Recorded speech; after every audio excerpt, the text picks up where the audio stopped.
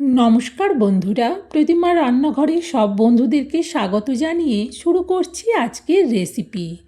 আজকে আমি গোবিন্দ পটলের রেসিপি তোমাদের সাথে শেয়ার করব। তার জন্যে আমি এখানে 250 গ্রাম গোবিন্দভোগ চাল নিচ্ছি। সবের প্রথম চালটাকে একটা বাটিতে নিয়ে নিচ্ছি জলের মধ্যে। ভালো করে 2-3 বার জল পাল্টে চালটাকে ধুয়ে নেব। আমি এখানে 250 গ্রাম চাল নিচ্ছি, তবে তোমরা তোমাদের ফ্যামিলি মেম্বার অনুযায়ী চালটা নিও। চলো চালটাকে 2-3 বার জল পাল্টে ধুয়ে নিই। দেখো ভালো করে ধুয়ে নিয়েছি, আর এতে কিন্তু খুব একটা জল রাখিনি, এটাকে ঢেকে রাখলাম। আর এতে দেওয়ার জন্য নিচ্ছি আমি 6 পিস পটল। পটলগুলো কিন্তু একটু দেখে নিতে হবে যাতে পটলগুলো নরম হয়। এবার পটলটা ছাড়িয়ে নেব। পটলটা ছাড়িয়ে ধুয়ে নিয়েছি।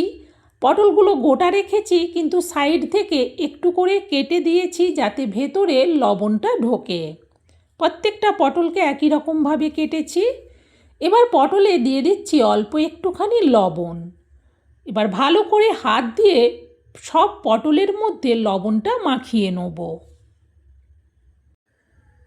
দেখো পটলের মধ্যে লবণ মাখানো হয়ে গেছে। ওইদিকে যে চালটা ঢেকে রেখেছিলাম, চালটা কিন্তু বেশ ভালো করে ভিজে নরম হয়ে গেছে। আর আমি এতে দেব একটু সয়াবিন বড়ি। খুবই অল্প নিয়েছি। এই সয়াবিন বড়িটা কিন্তু জলে ভিজিয়ে রাখিনি, শুধু পটল ধোয়ার সময় ওটাকেও জলে 2-3 বার জল পাল্টে ধুয়ে নিয়েছি। চলো এবার রান্নাটা শুরু করি। সবের প্রথম গ্যাস জ্বেলে কড়া বসিয়ে দিয়ে কড়াতে দিয়ে দিচ্ছি তেল।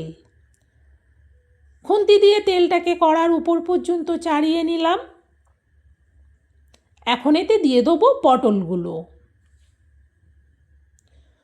খুন্তি দিয়ে এবার একটু পটলগুলোকে ভালো করে গরম তেলের মধ্যে নাড়িয়ে নেব। পটলগুলো একটু দেখতে সবুজ সবুজ লাগছে, সেই জন্যে পটলে অল্প একটুখানি হলুদ দিচ্ছি। হলুদ দেওয়ার পর আবারও উল্টে পাল্টে পটলগুলোকে নাড়াতে থাকবো। প্রায় 2 মিনিটের মতো পটলগুলোকে ভাজলাম। দেখো পটলগুলো সুন্দরভাবে ভাজা হয়ে গেছে। পটলগুলো এবার তুলে নিচ্ছি। এরপর এতে দিয়ে দিচ্ছি সয়াবিন বড়িগুলো। সয়াবিন বড়িগুলো দেওয়ার পর আবারও খুন্তি দিয়ে উল্টে পাল্টে সয়াবিন বড়িগুলোকে নাড়াতে থাকবো। প্রায় 1 মিনিটের মতো ভাজলাম। সয়াবিন বড়িগুলোও ভাজা হয়ে গেছে, তুলে নিচ্ছি পটলের এক সাইডে। এরপর এতে দিয়ে দিচ্ছি অল্প তেল, আর দিচ্ছি এতে অল্প গোটা জিরে, দিয়ে দিচ্ছি একটা তেজপাতা, আর দিচ্ছি গরম মশলা, কয়েকটা ছোটো এলাচ, কয়েকটা দারুচিনি, কয়েকটা লবঙ্গ। 2 মিনিট এবার এটাকে ভেজে নেব। এখন এতে দিয়ে দিচ্ছি অল্প একটুখানি হিং। আবারও 1 মিনিটের মতো মশলাটাকে ভেজে নেওয়ার পর দিয়ে দিচ্ছি গ্রেট করা আদা। এখানে চা চামচের মাপে 1 চামচ গ্রেট করা আদা দিলাম। এরপর দিয়ে দিচ্ছি পরিমাণ মতো হলুদ, আর দিচ্ছি পরিমাণ মতো লঙ্কার গুঁড়ো। আবারও খুন্তি দিয়ে মশলাটাকে নাড়াতে থাকবো। প্রায় 1.5 মিনিটের মতো মশলাটাকে নাড়ালাম। এখন এতে দিয়ে দিচ্ছি টমেটো পেস্ট। আমি এখানে একটা বড় সাইজের পুরো টমেটোর পেস্টটাই দিলাম। টমেটো পেস্টটা দিলে একটু জল জল ভাব হয়, সেই জন্যে যতক্ষণ না টমেটোর এই জল জল ভাবটা শুকিয়ে মশলা থেকে তেল ছাড়ছে ততক্ষণ এটাকে কষিয়ে নেব। দেখো মশলাতে তেল ছেড়ে দিয়েছে। এইবার যেই বাটিটা ভর্তি করে আমি চাল নিয়েছিলাম সেই বাটি মেপে জল দিয়ে দেবো। আমি এখানে 2.5 বাটি জল দেব। যতটা চাল নিতে হয় তার কিন্তু ডবল জল দিতে হয়। আমি তাই 2 বাটি বাদেও কিন্তু আরও একটু জল দিলাম, প্রায় 2.5 বাটি জল দিলাম। এটাকে এখন ঢাকবো না, গ্যাসটা বাড়ানো থাকবে, ফুটে ওঠার অপেক্ষা। দেখো ঝোলটা ফুটে গেছে। এইভাবে যখন ফুটে যাবে তখন এতে দিয়ে দেবো ধুয়ে রাখা চাল। পুরো চালটা দেওয়ার পর দিয়ে দেবো নিউট্রেলা বড়িগুলো। এবার খুন্তি দিয়ে ভালো করে একটু নাড়িয়ে নেওয়ার পর এটাকে ঢেকে দেবো। গ্যাসটা কিন্তু বাড়ানোই থাকবে, তাহলে তাড়াতাড়ি এটা ফুটে উঠবে। আবার ফুটে ওঠার আওয়াজ হতেই আমি কড়ার থেকে ঢাকনাটা সরাচ্ছি। দেখো সুন্দরভাবে ফুটে গেছে। খুন্তি দিয়ে একবার এভাবে মাঝখানে নাড়িয়ে দেখে নেওয়ার পর এটা আবারও ঢেকে দেবো। গ্যাসটা কিন্তু এবার মিডিয়ামে করে দেবো। প্রায় মিনিট 4 বাদে কড়ার থেকে ঢাকনাটা খুলছি। দেখো আস্তে আস্তে ফুটছে।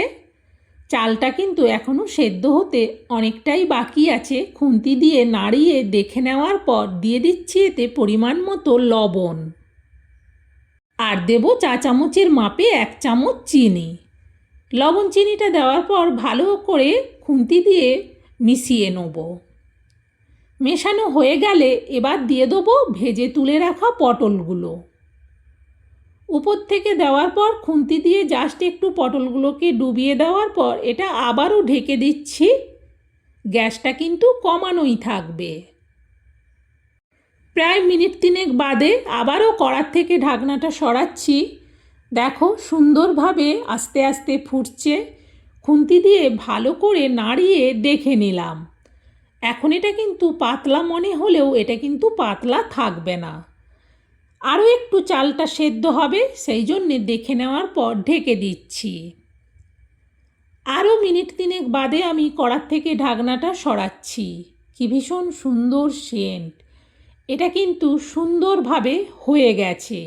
খুন্তি দিয়ে এইভাবে নাড়িয়ে দেখে নেওয়ার পর এতে আমি দিয়ে দেবো চা চামচের মাপে ভর্তি করে 1 চামচ ঘি।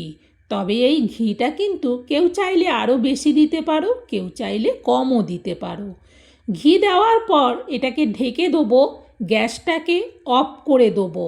এটা প্রায় 10 মিনিটের মতো ঢেকে রাখতে হবে, তাহলেই কিন্তু সুন্দর ঝরঝরে হবে। আমি প্রায় ঘড়ি ধরে একেবারে 10 মিনিট বাদে কড়ার থেকে ঢাকনাটা সরাচ্ছি। কি ভীষণ সুন্দর সেন্ট! আর দেখো সুন্দরভাবে জলটা টেনে গেছে। এখন শুধু খুন্তি দিয়ে ভালো করে এটাকে একটু নাড়িয়ে নিতে হবে। আর যেহেতু ঘি দেওয়া আছে, একটা চালও কিন্তু ভাঙবে না, সুন্দর ঝরঝরে থাকবে। চলো এবার এটা নাবিয়ে নিই। এরপর আমি কড়া থেকে এই বড় থালার মধ্যে তুলে নিচ্ছি। বন্ধুরা, এইভাবে নিরামিষ গোবিন্দ পটল একবার বানিয়ে দেখো, দুর্দান্ত টেস্টি একটা রেসিপি। নিরামিষের দিনে এই রকম একটা রেসিপি থাকলে আর 5টা রেসিপির দরকারই হবে না। এটা যেমন সুস্বাদু তেমন সুগন্ধ। যেদিন বাড়িতে বানাবে সারা ঘর একদম এর সুঘ্রাণে ভরে যাবে। বন্ধুরা, আমার এই রেসিপিটা তোমাদের কেমন লাগলো সেটা কিন্তু কমেন্ট করে জানিও। ভালো লাগলে কিন্তু একটা লাইক দিতে ভুলো না। আর রেসিপিটা তোমরাও শেয়ার করে দিও, যাতে এই দুর্দান্ত স্বাদের গোবিন্দ পটল রেসিপিটা সবাই বাড়িতে বানিয়ে নিতে পারে। বন্ধুরা, আজকের মতো রেসিপি শেষ। আবার অন্য দিন অন্য রেসিপিতে দেখা হবে। আজকের মতো বিদায় নিচ্ছি তাহলে।